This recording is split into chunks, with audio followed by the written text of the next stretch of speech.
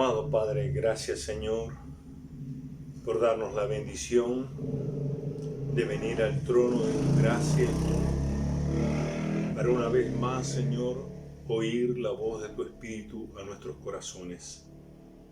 Te rogamos, Señor, con todo nuestro corazón, que esta palabra tuya nos edifique, nos consuele y nos anime, que podamos seguir enriqueciendo cada día más nuestra vida de oración, al aprender de las oraciones que tus siervos elevaron en la antigüedad y que tú las registraste en tu palabra. Bendícenos con ella, por favor.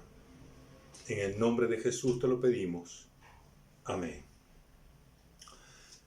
Buenas noches, mis amados hermanos y hermanas. Estamos en esta noche continuando con nuestros estudios acerca de las oraciones en la Biblia. ¿Y cuál es el propósito de estos estudios? El anhelo de mi corazón es que, hermano, usted y yo podamos seguir aprendiendo de las oraciones de los siervos y de las siervas de Dios que Dios registró en su palabra, y que podamos sacar las lecciones más importantes, más relevantes, para que podamos aplicarla a nuestra propia vida de oración. De esa manera, sabremos que podemos acercarnos a Dios siguiendo ese ejemplo, en la confianza de que Dios nos va a escuchar y también va a responder nuestras oraciones. Así que, hermano, hay que aprovechar estas historias de las Escrituras donde hombres y mujeres oraron y donde nosotros podemos aprender de ellas. Mientras leemos toda la Biblia en este año, iremos descubriendo a esos hombres, a esas mujeres que oraron a Dios y que en esas oraciones hemos podido extraer lecciones muy importantes para nuestra vida de oración. Como ustedes se habrán dado cuenta, en estos últimos miércoles hemos estado hablando acerca de las oraciones del profeta Elías. Hoy queremos estudiar acerca de una tercera oración que hace Elías. Esta oración tiene que ver con su pedido a Dios, por supuesto, para que llueva. Por favor, acérquese conmigo a las Escrituras y vamos al libro de Primera de Reyes, el capítulo 18. En el libro de Reyes, Primera de Reyes, capítulo 18, y vamos a leer el versículo 41 hasta el versículo 46. Dice la Escritura: Entonces Elías dijo a Acab: Sube, come y bebe, porque una lluvia grande se oye. Acab subió a comer y a beber, y Elías subió a la cumbre del Carmelo, y postrándose en tierra, puso su rostro entre las rodillas, y dijo a su criado: Sube ahora y mira hacia el mar. Y él subió y miró y dijo: No hay nada. Y él le volvió a decir: Vuelve 7 veces.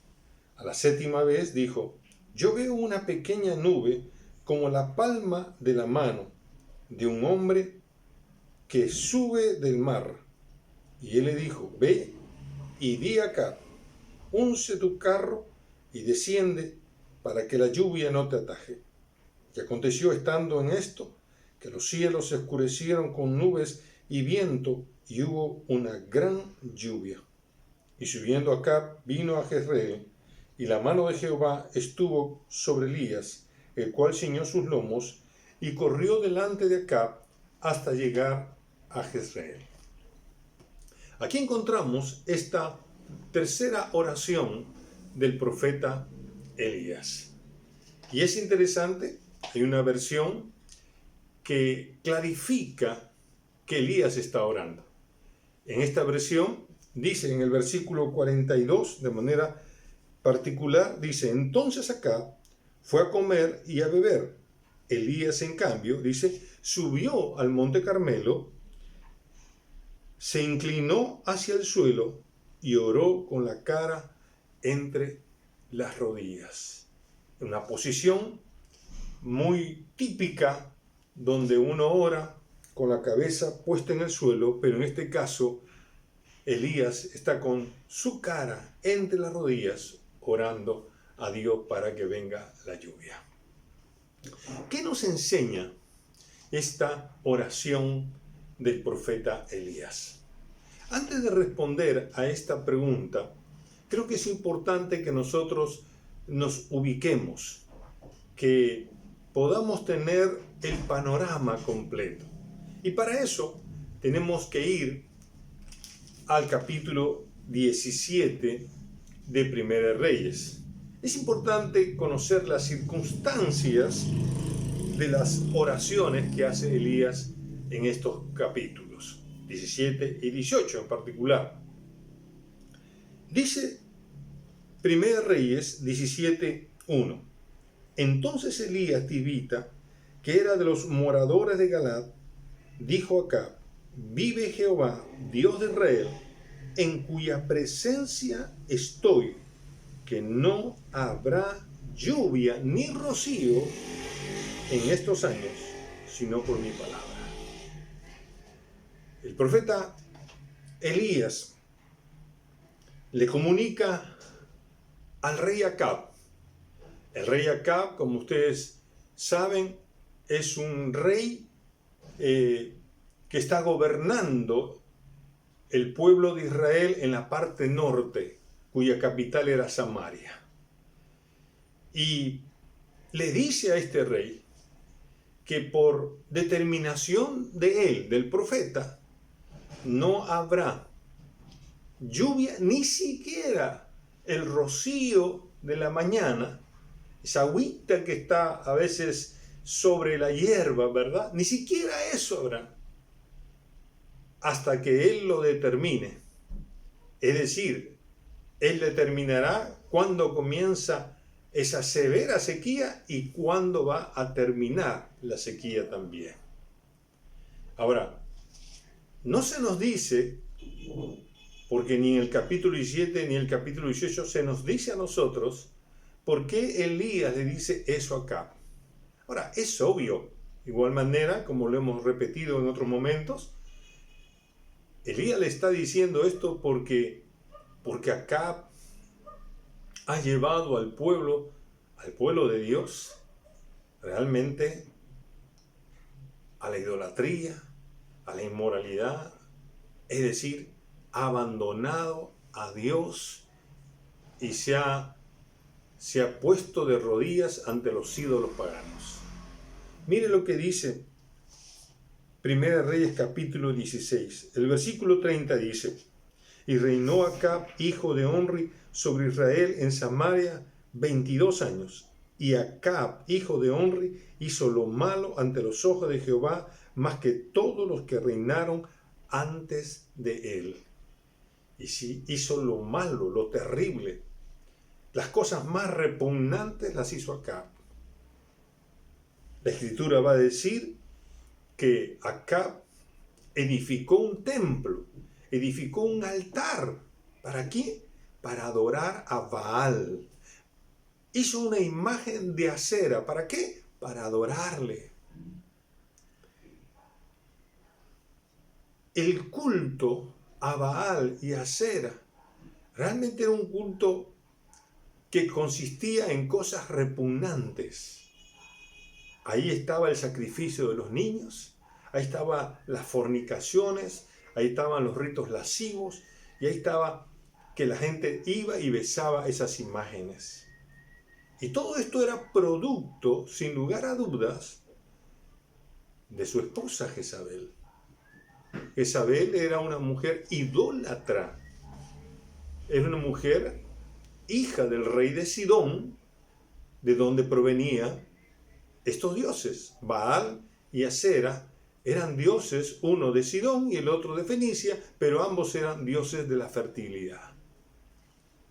Así que Acab puso un templo, un altar para adorarle y servir a esos dioses, dejando al Dios de los cielos, abandonando al Dios de los cielos.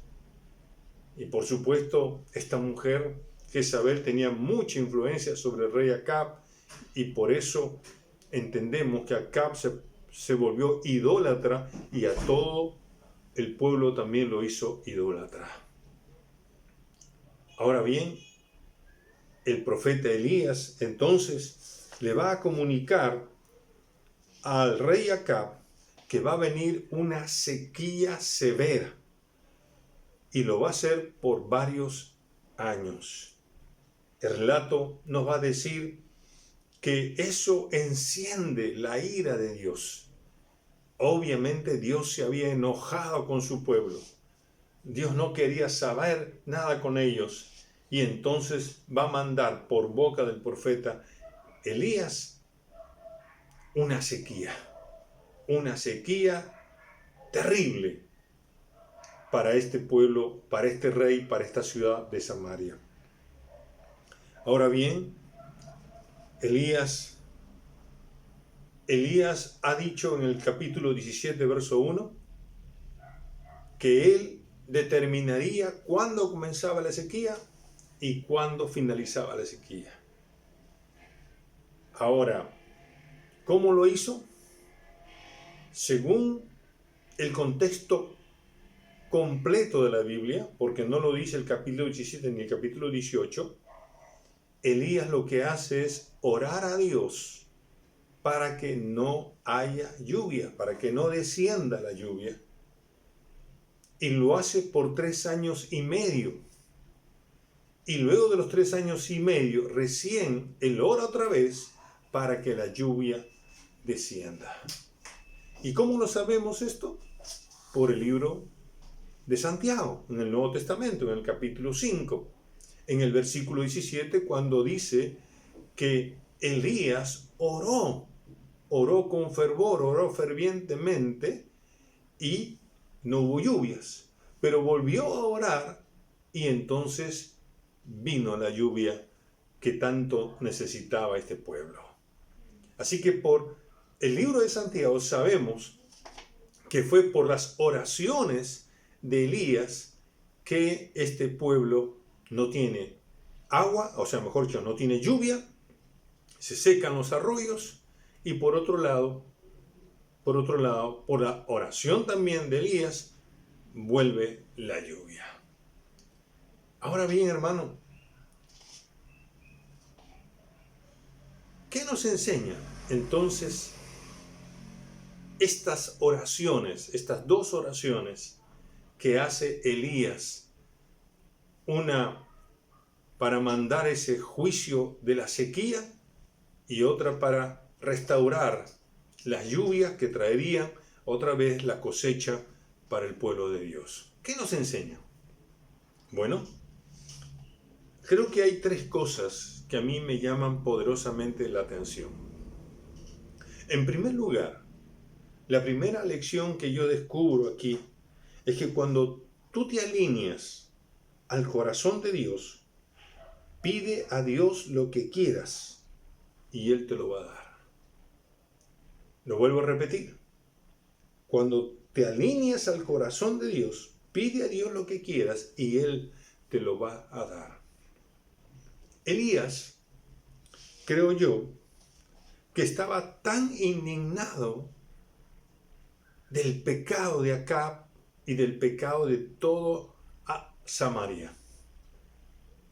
Así como lo estaba Dios. Dios estaba enojadísimo por lo que Acab estaba haciendo, por haber edificado ese templo, ese altar al dios de Baal, al dios de Acera. Es decir, era realmente algo horrible para un pueblo que había sido escogido por Dios, el Dios de los cielos.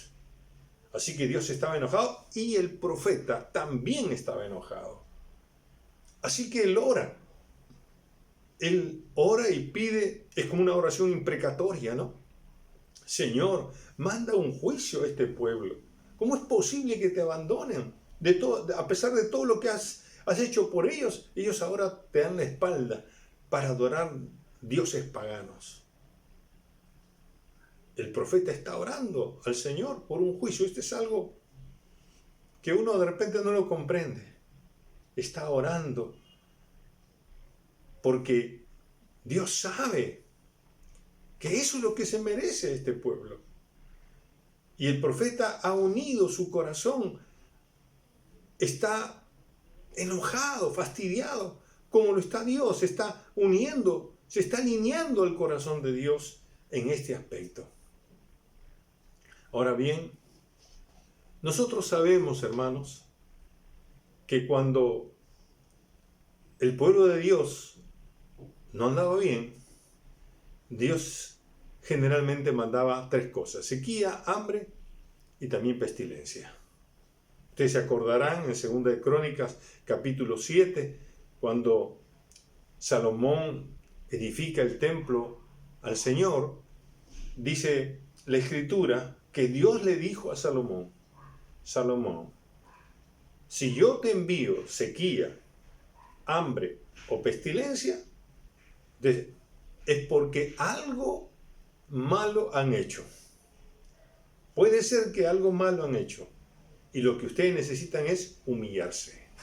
Por eso 2 Crónicas 7:14 dice: si humillar a mi pueblo sobre el cual mi nombre es invocado, es producto de eso. Producto de que hubo sequía, hubo hambre de repente o pestilencia. Y parece que Elías estaba seguro, estaba completamente seguro que esto es lo que Dios quería para ese pueblo, porque había pecado, porque había abandonado a Dios. Ahora, en el Nuevo Testamento nosotros descubrimos que Dios no quiere que nosotros pidamos eso, ¿verdad? Usted oraría porque Dios mande un juicio a la iglesia ahora, por ejemplo. Que usted ve que hay gente que está fornicando a ocultas, está mintiendo, le está sacando la vuelta a su cónyuge, un creyente. Dice: Señor, manda un juicio a esa gente. No. Dios nos pide ahora que seamos misericordiosos y perdonemos, y que Dios se encargue de cada uno conforme a sus obras. Pero Dios nos pide una cosa, y es que siempre nos alineemos a su corazón. Si vamos a pedirle algo a Dios y tendremos la certeza de que Dios nos va a oír y va a responder nuestra oración, es que nuestro corazón esté alineado al corazón de Dios. Y de esa manera tendremos la certeza de que lo que pidamos, Dios nos va a dar. Venga conmigo al Nuevo Testamento, en Juan, en el Evangelio de Juan, en el capítulo 15, en el versículo 7, dice: si permanecéis en mí y mis palabras permanecen en vosotros, pedid todo lo que queréis y os será hecho. Jesús le está diciendo a sus discípulos: si tú te mantienes unido a mí, si tú me obedeces, si la palabra mía permanece en tu corazón, porque me obedeces, porque me tienes temor, respeto, reverencia, mira, pídeme todo lo que quieras, que yo te lo voy a dar. Y mira aún más, en primera de Juan, en el capítulo 5, el versículo 14 y 15 dice: y esta es la confianza que tenemos en Él, que si pedimos alguna cosa conforme a su voluntad, Él nos oye. Y si sabemos que Él nos oye en cualquier cosa que pidamos, sabemos que tenemos las peticiones que le hayamos hecho. Ahora, lo que la Biblia nos está diciendo con toda claridad es que cuando tú te alineas al corazón de Dios, tú vas a poder pedir a Dios cualquier cosa y Dios te la va a responder. Ahora, ¿por qué? Porque cuando uno está unido a Dios, cuando uno está unido al sentir de Dios, al pensamiento de Dios, al deseo de Dios, y uno obedece a Dios, entonces no va a haber una oración egoísta. No va a haber una oración para lo que a ti te conviene. No, vas a aprender a orar conforme el deseo de Dios.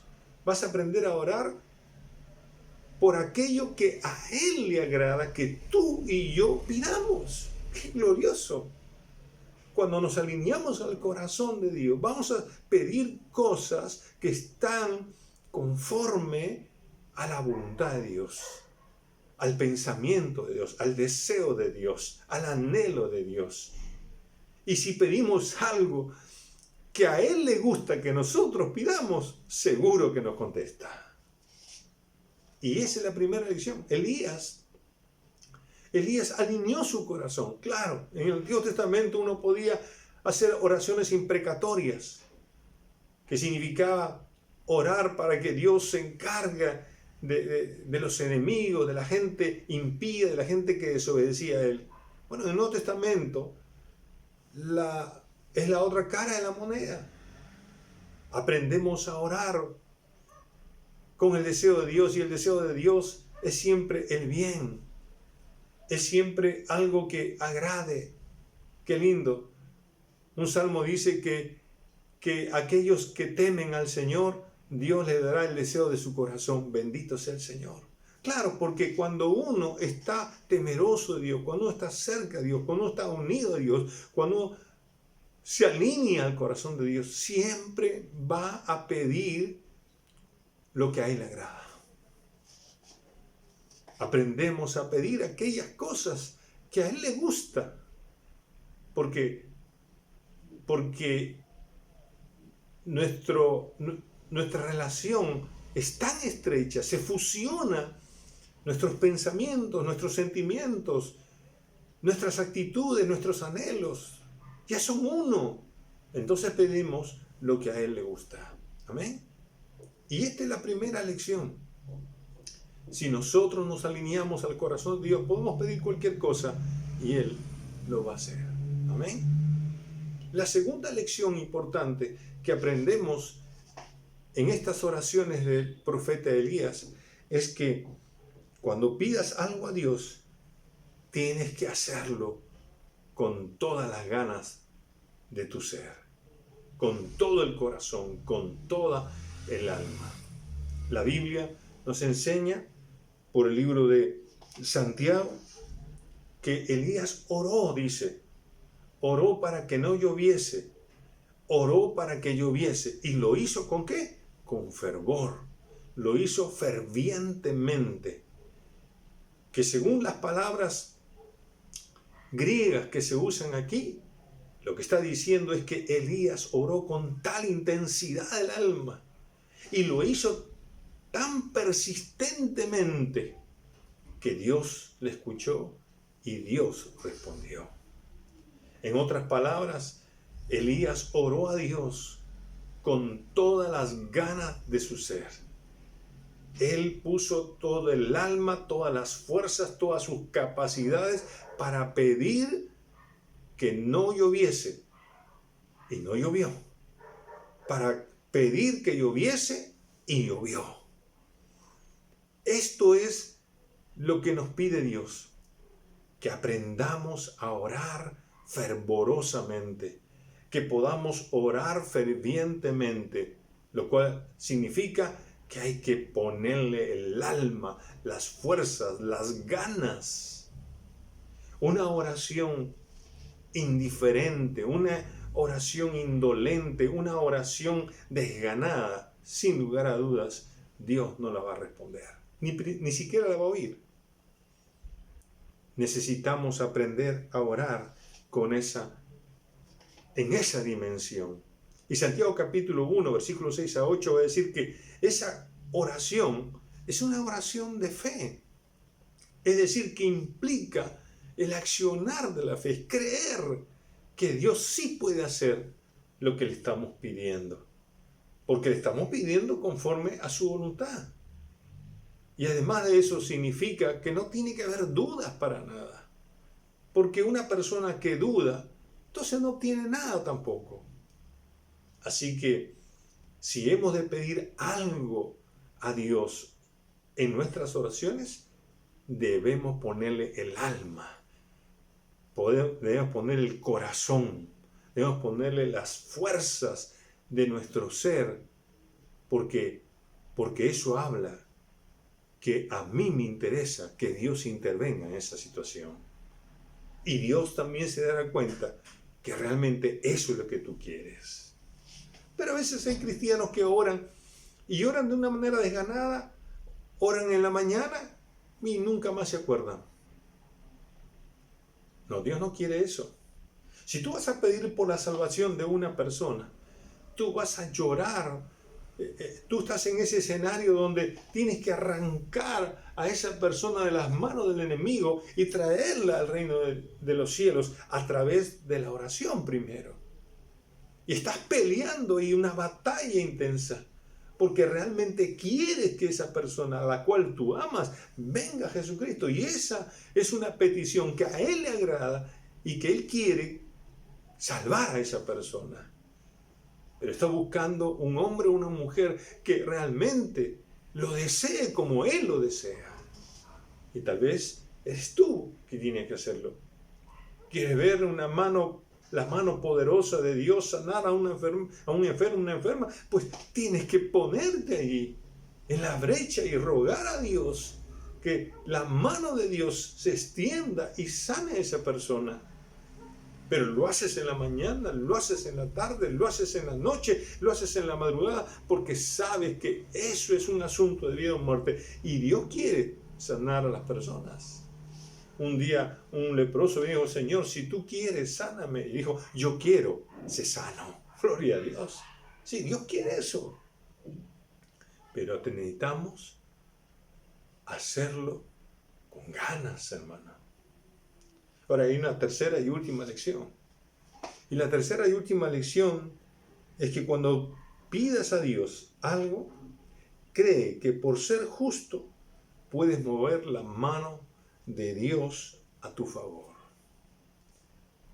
¿Sabes una cosa? Que esta oración o estas oraciones del profeta Elías, el escritor y discípulo del Señor Santiago las usó como una ilustración de esa verdad.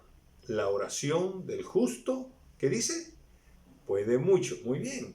La oración del justo puede mucho. Esas oraciones las puso como una ilustración.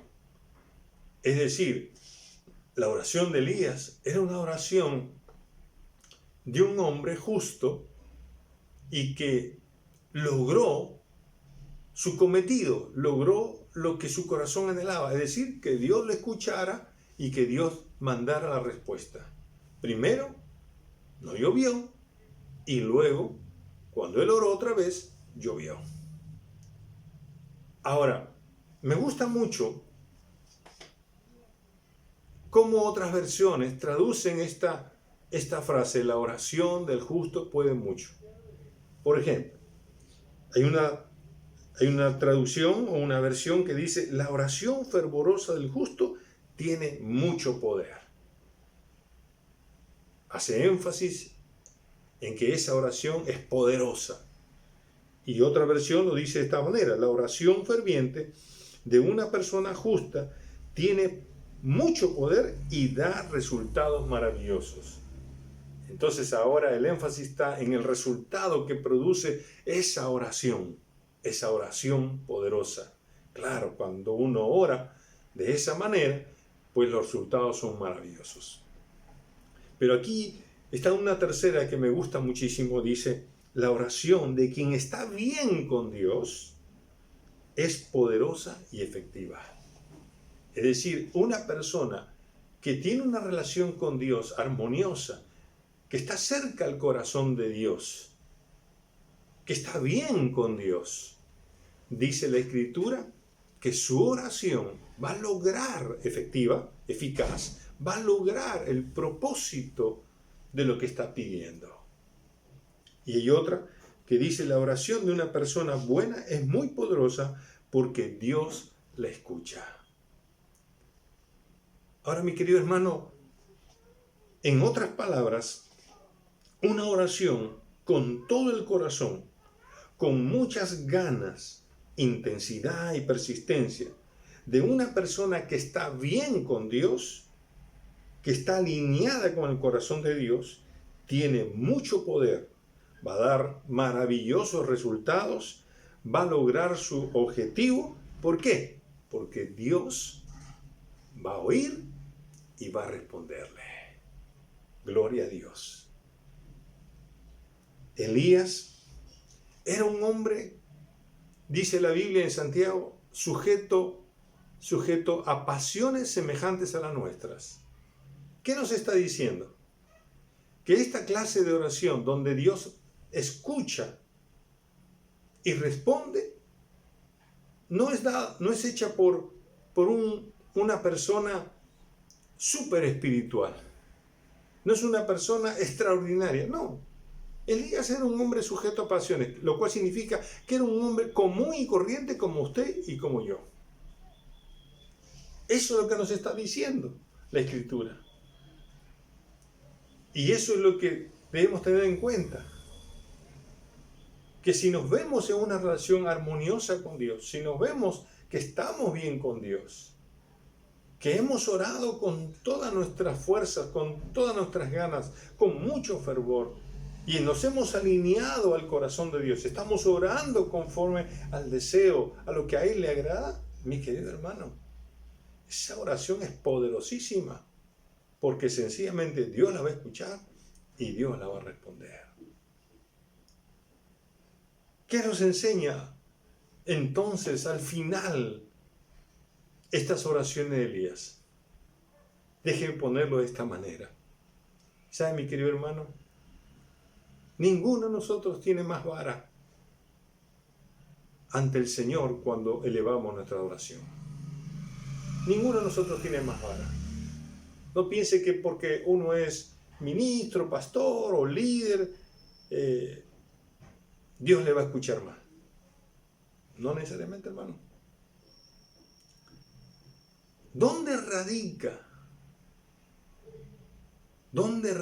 la bendición de que Dios nos escuche y nos responda?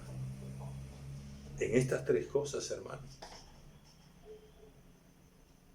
Cuando un creyente, cuando una creyente, cuando un hombre o una mujer justificado por la fe en Cristo, se alinea primero al corazón de Dios y ora con todo su corazón y cree que está bien con Dios porque realmente está bien con Dios, Dios le escucha y Dios le responde. Ese es el secreto. Medite por un momento. Medite por un momento. Cuando usted ora lo que a Dios le agrada. ¿Usted tiene el mismo sentido de Dios cuando ora? ¿Y lo hace realmente con todo el corazón? Y cuando usted se presenta delante del Señor, las cosas están bien. Podría decir, ¿estamos a cuentas con el Señor? ¿Estamos bien? ¿Estamos andando en integridad? ¿Estamos andando en santidad? No hay nada que estorbe, no hay nada que impida nuestras oraciones ante el Señor. Cada uno sabe eso. Pero si estas tres cosas son luces verdes, hermano, pide usted lo que quiera y Dios se lo va a dar. Aleluya. Mi querido hermano y hermana, si oramos a Dios alineados a su corazón y lo hacemos con todo el corazón y creyendo que estamos bien con Dios, entonces Él nos oirá y también nos responderá. Esta es la manera en que nosotros debemos aprender a orar todos los días.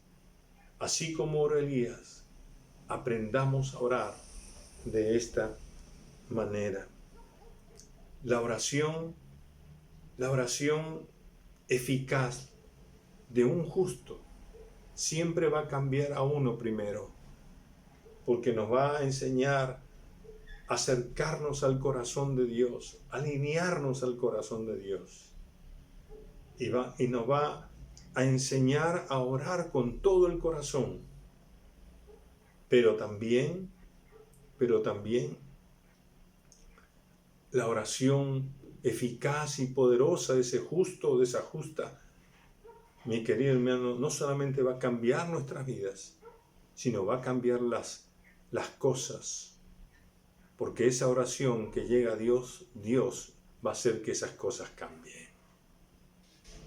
Esas cosas que anhelamos, Dios las va a traer a nuestro corazón, nos va a traer delante de nosotros, porque lo hemos hecho conforme a lo que Él desea. Te pregunto en esta noche, ¿estás orando conforme al corazón de Dios? ¿Estás orando realmente con intensidad y persistencia por algo que realmente sabes que es la voluntad de Dios? ¿Estás orando creyendo que no hay ningún obstáculo, ninguna barrera que impida que tus oraciones lleguen al trono de la gracia del Señor? ¿Estás orando porque te sabes bien con Dios? Si es así, hermano, gloria a Dios, tus oraciones serán eficaces, lo cual significa que traerán resultados maravillosos. Lograrás los deseos de tu corazón, porque serán peticiones que a Dios también le agrada que tú se lo pidas. Que Dios te bendiga con esta palabra y que esto te enseñe en tu vida de oración a ponerlo por práctica. Cuando ores, pregúntate si lo que estás pidiendo está conforme a la voluntad de Dios. Y si lo que estás pidiendo lo estás haciendo con intensidad. Y si lo que estás pidiendo lo estás haciendo sin ningún obstáculo porque estás bien con Dios. Y así, hermano, tendrás la bendición del Señor. Dios responderá tus oraciones. ¿A cuánto Dios quiere que responda sus oraciones? Amén, hermano. A mí también. Yo quiero que Dios responda a mis oraciones. Que Dios te bendiga. Vamos a orar. Padre bueno, gracias por tu palabra en esta noche. Gracias, Señor. Por favor, aplícala a nuestra vida y que esto sea un incentivo, Señor, para buscarte con todas nuestras fuerzas en aquello que a ti te agrada, en aquello, Señor, que ha de traer la bendición, la respuesta que anhela también nuestro corazón, Señor.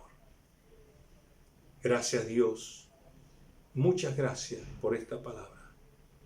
Una vez más te pido que la apliques a nuestras vidas, a la vida de oración de cada uno de los miembros de tu iglesia.